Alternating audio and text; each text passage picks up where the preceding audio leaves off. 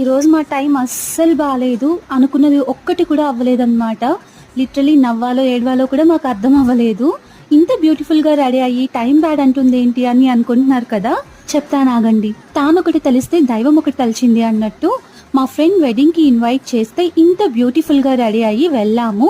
తీరా అక్కడికి వెళ్ళి చూస్తే ఫంక్షన్ హాల్ క్లోజ్లో ఉందన్నమాట. ఇదేంటబ్బా మనం రాంగ్ ఫంక్షన్ హాల్కి ఏమైనా వచ్చామా అని నేను చూసుకుంటూ ఉంటే విద్య ఒకసారి డేట్ చెక్ చెయ్యి అని చెప్పాడు.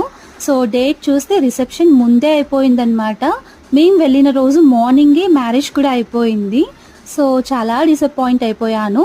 అలా ఒకదాంతో ఆగిపోకుండా వస్తూ వస్తూ దారిలో నా స్పెక్ట్స్ కూడా పడిపోయాయి.